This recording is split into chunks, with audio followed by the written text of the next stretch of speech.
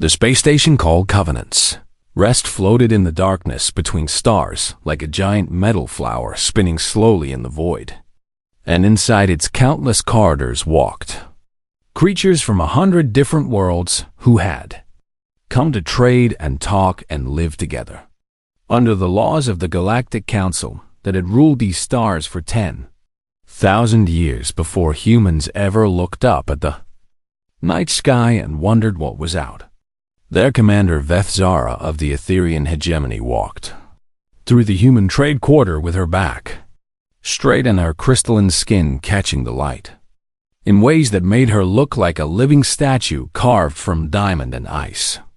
And every step she took was filled with the pride of a species that had mastered space travel while humans were still living in caves and hunting animals with sharpened sticks. She hated this assignment more than anything she had ever hated before, because the humans disgusted her in ways she could not fully express. And she believed with all her heart that these creatures had no place among the civilized races of the galaxy. The Ethereans called them Deathworlders, and the name was not given with respect but with fear and contempt mixed together like poison in a cup, because Earth was a nightmare world, where the gravity crushed down on everything that lived there and the air itself was filled with oxygen that could burn and destroy, and the yellow sun blasted the surface with radiation that should have killed everything 1,000,000 times over.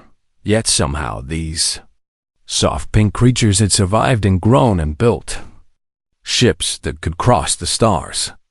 And now they walked among the elder races as if they belonged here, as if they had earned the right to stand beside species that had been traveling between worlds since before Earth even had life on its surface.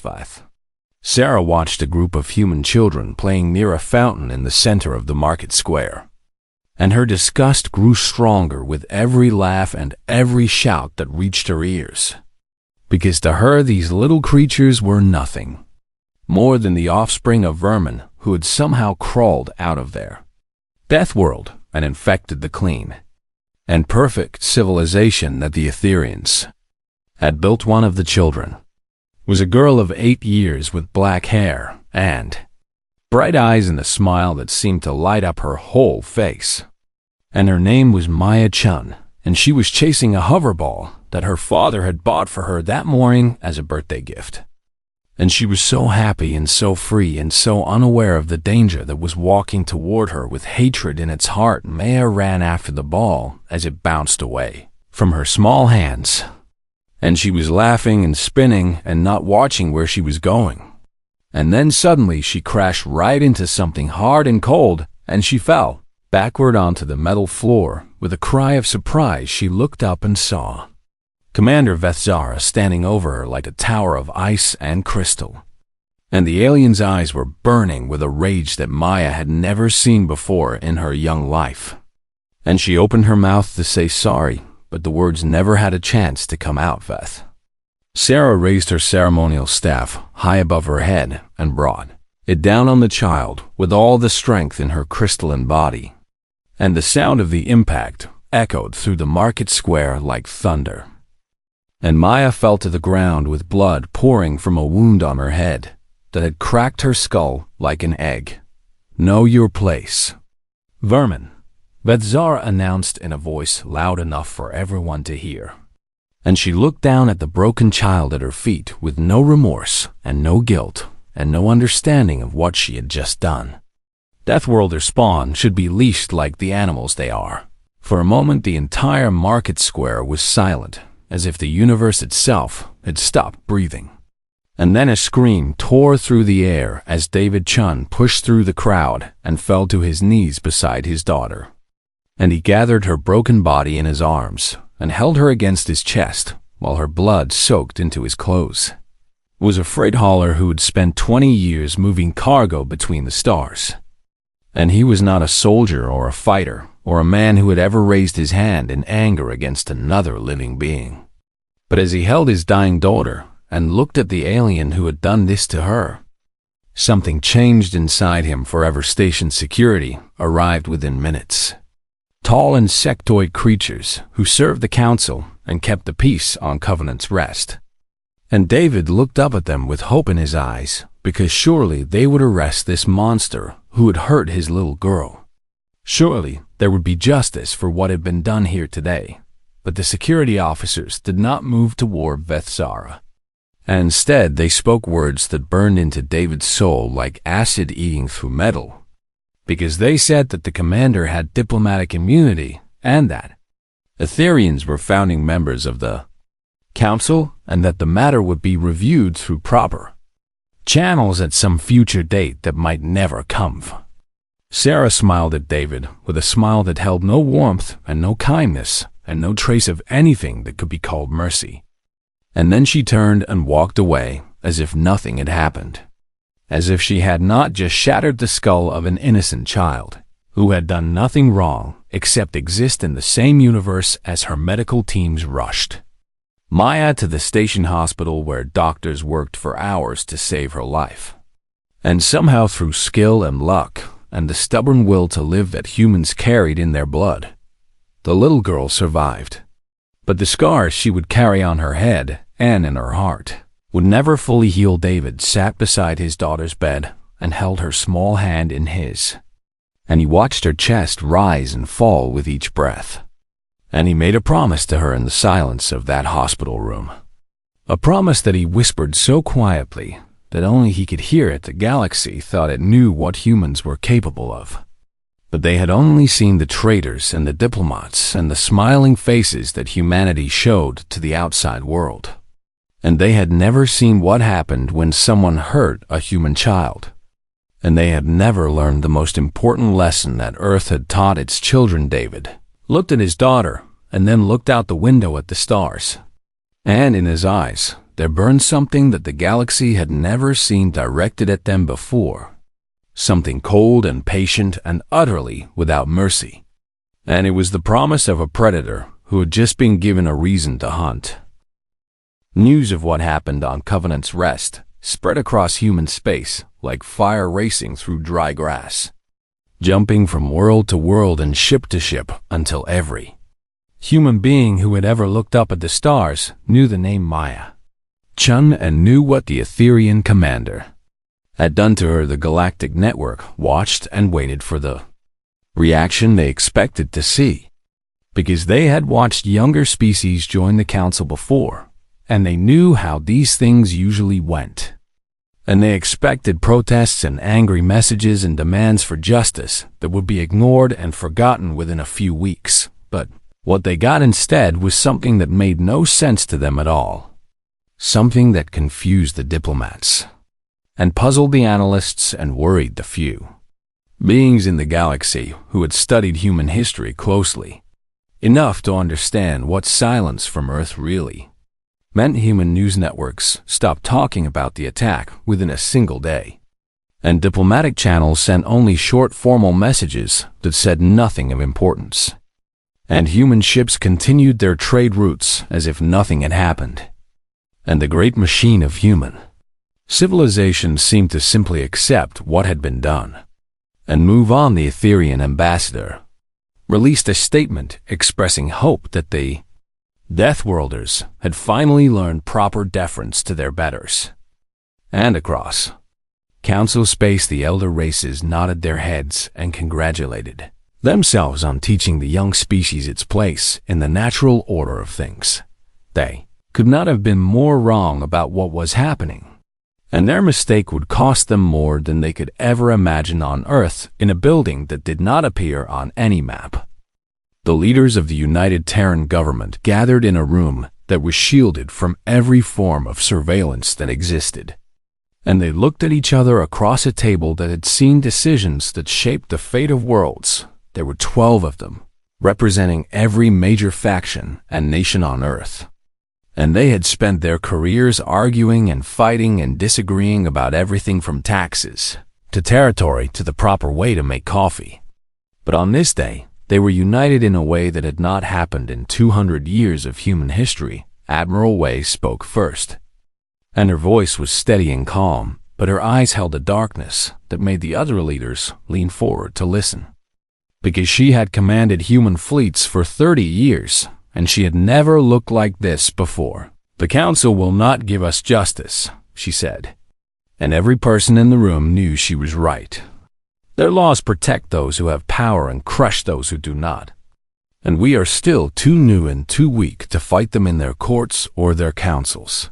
President Okonkwo nodded his head slowly and looked at the image of Maya Chun that floated above the table.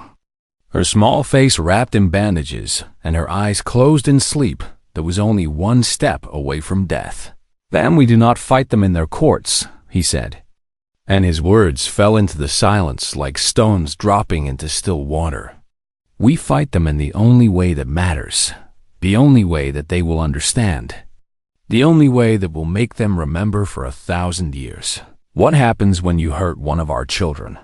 The vote was unanimous, and the order was sealed with codes that only 12 people in all of human space could unlock. And it was sent to a ship that did not exist, carrying a crew that had never been born. The ship was called the Whisper of Abel, and it was painted in colors that bent light around its hull and made it invisible to every sensor that the galaxy had ever invented. And it carried weapons that the Council did not know humans possessed, and technology that would make the elder races tremble if they ever learned.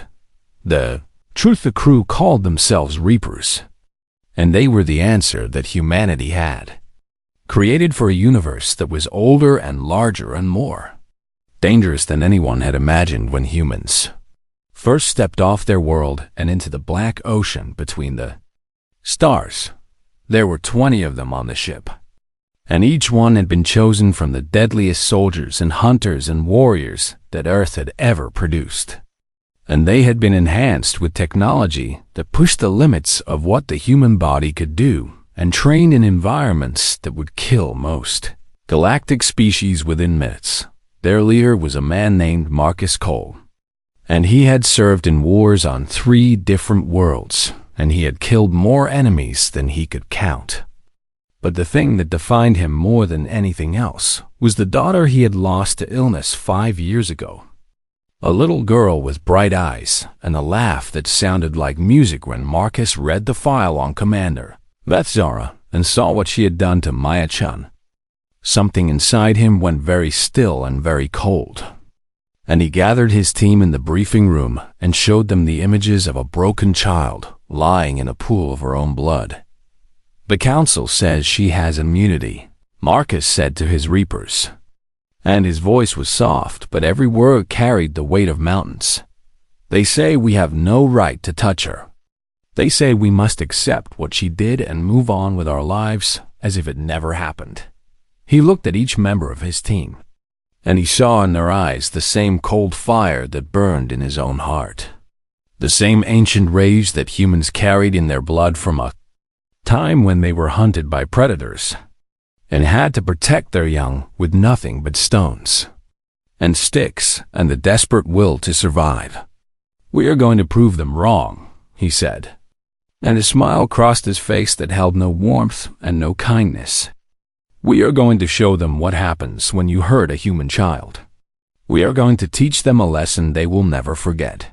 The Whisper of Abel turned toward Etherian space and engaged its engines, and it slipped between the stars like a ghost hunting for prey.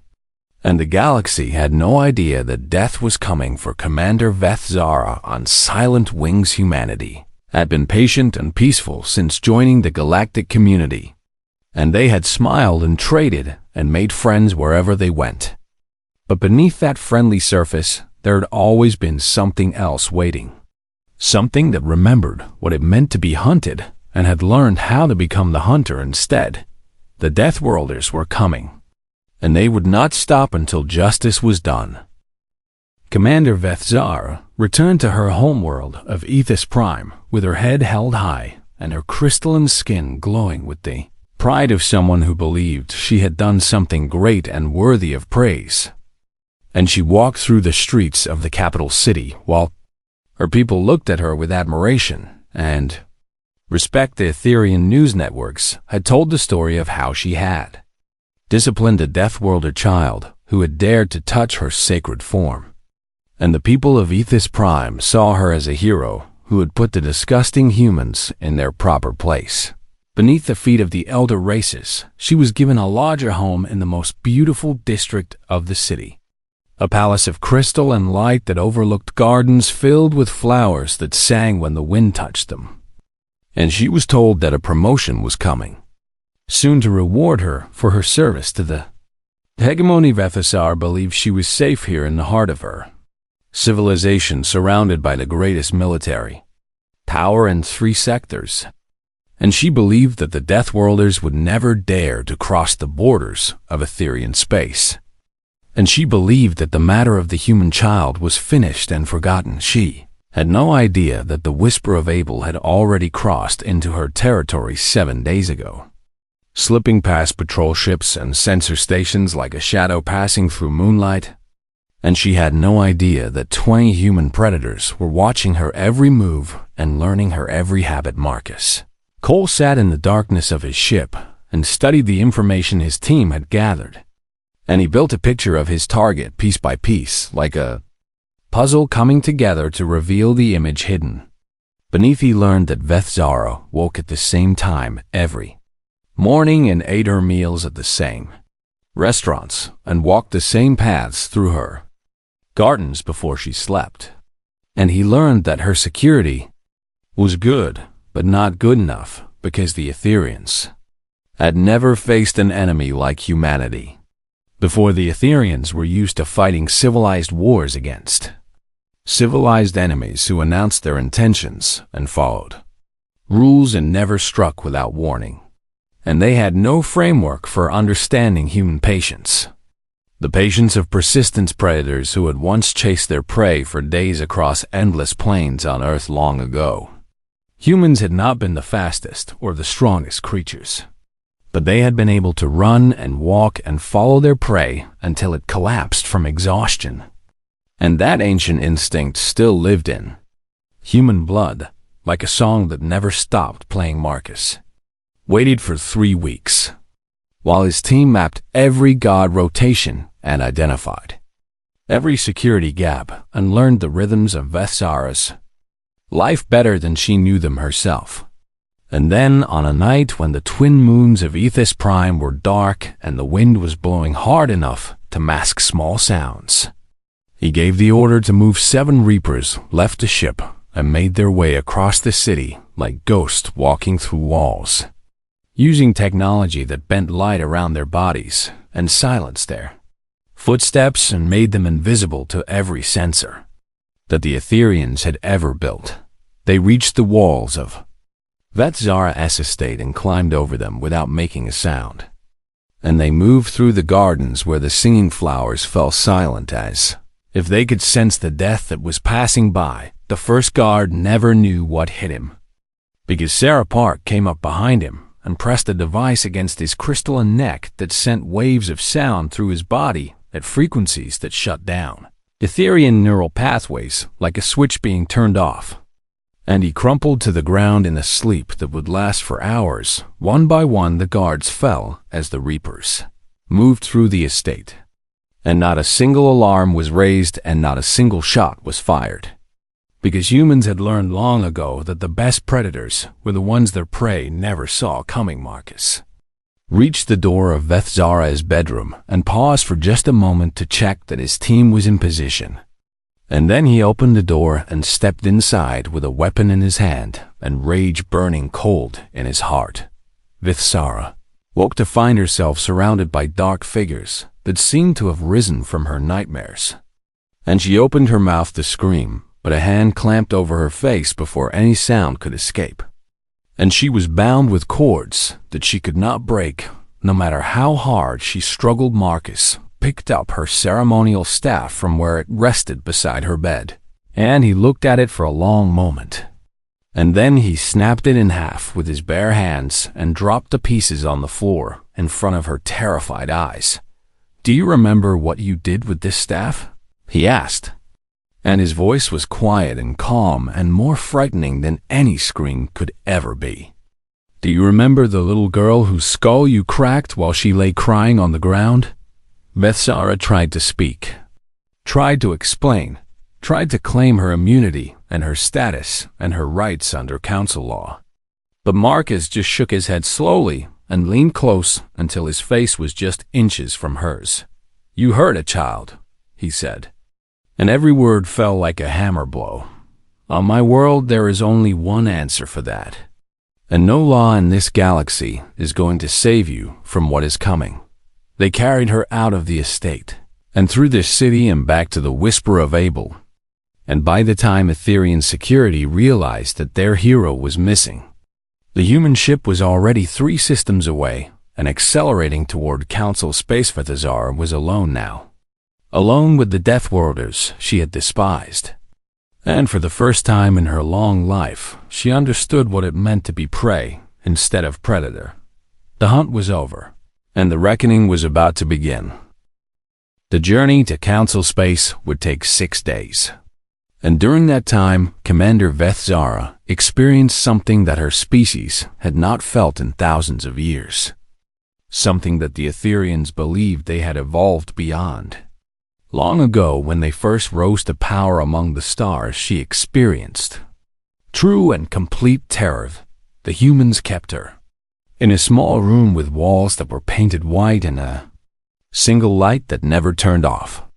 And they brought her food and water at regular intervals, and they did not hurt her or threaten her or do any of the things she expected from creatures she had always believed were nothing more than violent animals. Instead, they talked to her. And somehow that was worse than any torture could ever be. Marcus Cole came to her room on the first day and sat down in a chair across from her. And he placed a small device on the table between them that projected images into the air like ghosts, made of light. "This is Maya Chun," he said. And the image showed a little girl with black hair and bright eyes and a smile that made her whole face glow with happiness. "She's 8 years old, and she likes to play with hoverballs, and she wants to be a doctor when she grows up so she can help people who are sick." He changed the image. And now it showed the same girl lying in a hospital bed with bandages wrapped around her head and tubes connected to her arms and machines beeping softly in the background. "This is what you did to her," Marcus said.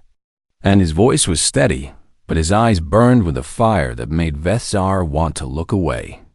"You took a child who had done nothing wrong, and you broke her skull because she accidentally touched you while she was playing."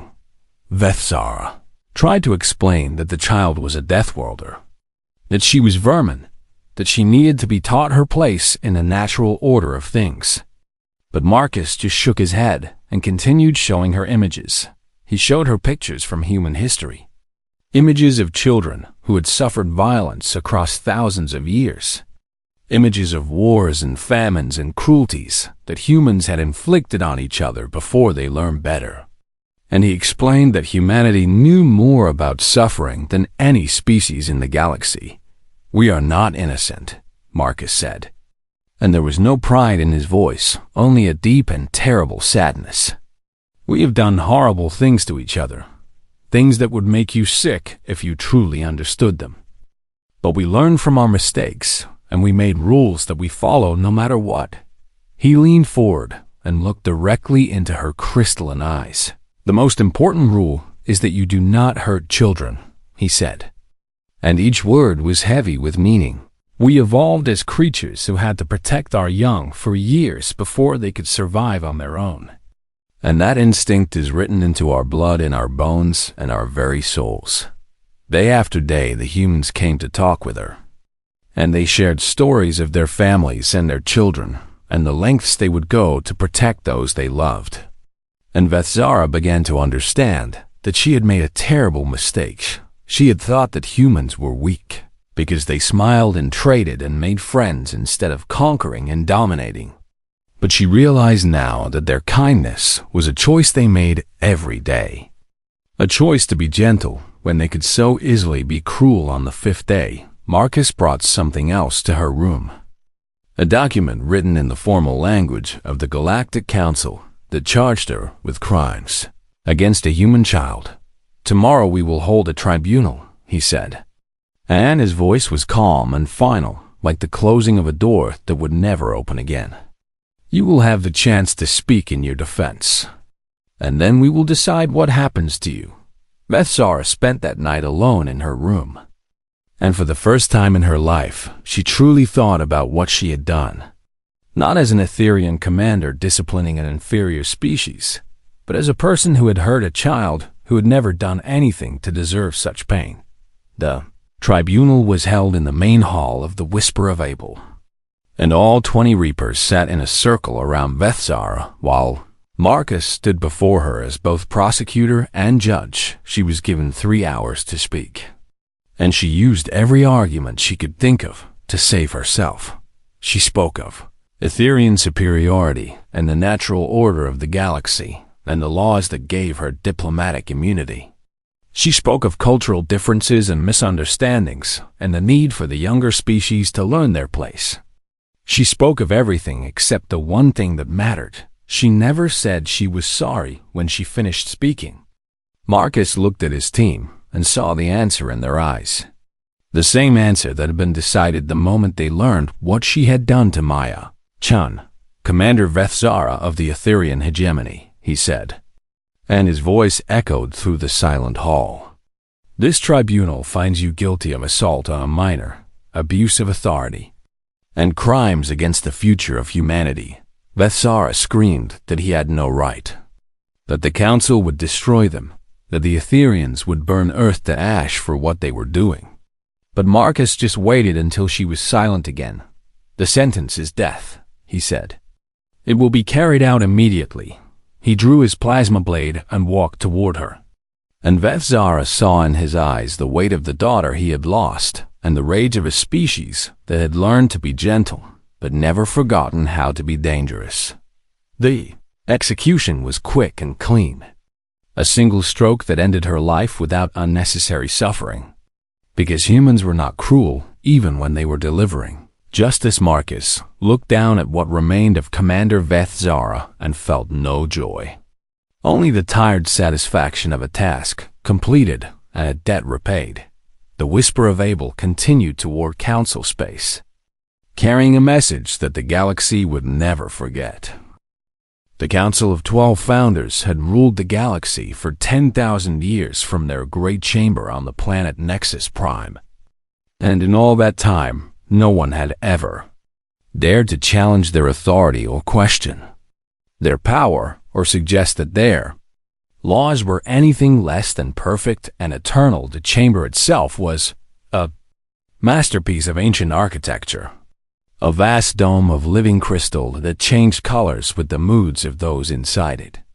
And at the center stood 12 platforms where the representatives of the founding species sat in judgment over all the lesser races that had come after them on this day. The council was in session to discuss trade routes and border disputes and other matters of great importance to the galaxy.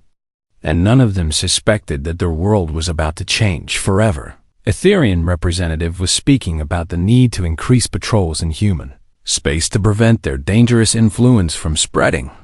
And the others were nodding in agreement because everyone knew that the Deathworlders needed to be watched carefully. Then the doors of the chamber swung open. Every security system in the building had failed at exactly the same moment. Every guard had found themselves suddenly unable to move. Every automated defense had simply shut down as if a master switch had been thrown by an invisible hand. And now a single human woman walked into the most powerful room in the galaxy, as if she owned it. Ambassador Sarah Okonkwo moved with the Maijin quiet confidence of someone who knew exactly what she was doing and exactly what was going to happen. And she carried in her hands a container made of black metal that seemed to absorb the light around it. She was tall and strong with dark skin and eyes that held a fire that made the council members lean back in their seats. And she wore the formal uniform of human diplomacy, but today she was not here to negotiate or discuss or compromise. Honored representatives of the Galactic Council, she said, and her voice rang through the chamber like a bell tolling for the dead. I come before you today, not as a diplomat, but as a messenger." The Etherean representative rose from his platform and pointed at her with a finger that trembled with rage. "How dare you enter this sacred chamber without permission?" he demanded. "Guards, remove this creature at once." But no guards came. And Ambassador Okonkwo continued, walking until she stood at the very center of the chamber, where all 12 platforms could see her clearly. 43 days ago, she said, Commander Vethzara of the Etherean hegemony attacked an 8-year-old human girl on the station Covenants. Reston fractured her skull with a ceremonial staff while dozens of witnesses watched and did nothing to stop her. She placed a black container on the central dais and looked around at the council members who were watching her with expressions that ranged from confusion to fear to barely controlled fury. "We asked for justice through your courts and your laws," she continued, "and we were told that Commander Vethzara had diplomatic immunity, that she was protected by treaties and traditions that have existed since before my species learned to walk upright." She pressed a button on the container, and the lid opened slowly, and a stasis field inside flickered and died. And every being in the chamber could see what lay within. The severed head of Commander Vethzara stared up at them with crystalline eyes, frozen in an expression of final terror. And for a moment the entire council was silent as death itself. Then chaos erupted. The Etherean representative screamed for war and called humanity monsters and demanded that every human ship in the galaxy be destroyed immediately. And other council members joined him in shouting and threatening and promising revenge that would rain fire on Earth until nothing remained but ash and memory. But Ambassador Okonkwo raised her hand, and somehow that simple gesture cut through the noise and brought silence back to the chamber, because everyone in that room suddenly realized that they were looking at something they had never seen before. They were looking at a predator who was not afraid of them. "Before you make threats, you cannot keep," she said, and her voice was calm and cold and utterly without fear. "You should know that human trade ships have been moving through council space for the past month, and 17 of them are now positioned at critical points across your territory." She smiled, and there was no warmth in that smile at all. "They are not attacking," she said. "They are just waiting, and if you want to find out what they are waiting for, please continue with your plans for war." The council members looked at each other, and for the first time they understood that they had made a terrible mistake in underestimating the Deathworlders who had come from a world that should have killed them. "We come from a planet that tried to murder us every single day of our evolution," Ambassador Okonkwo said. "We have survived predators that hunted us in the darkness and diseases that killed millions in each other's cruelty that nearly destroyed our species more times than we can count." She looked directly at the Etherean representative, and he flinched back from the fire in her eyes. "But we survived all of it," she said. "And we learned something important in that crucible of death and struggle and pain. Something that is written into our very blood." She pointed at the head of Commander Vethzara. "You do not hurt children," she said, and each word fell like a hammer on an anvil. "Not ours, not anyone's, not ever." She turned to address all 12 platforms. "This is not a declaration of war," she said. "This is a statement of principle that will never change, no matter how many years pass or how much the galaxy changes around us. So let me make it very clear what happens from this moment forward." Her voice rose to fill the entire chamber.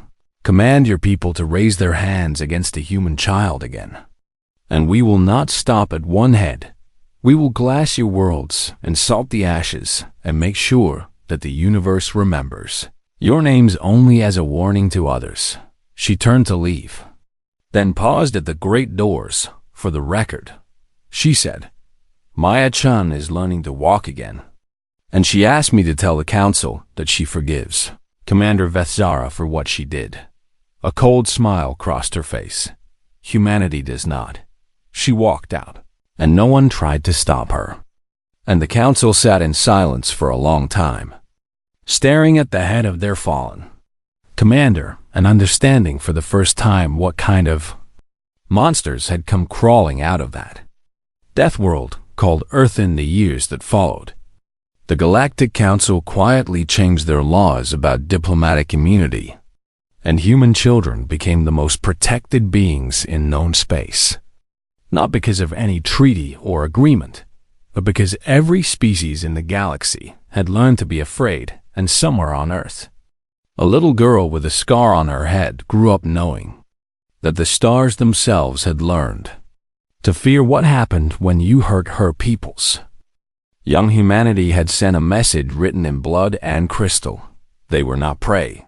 They never had been, and the galaxy would never forget it.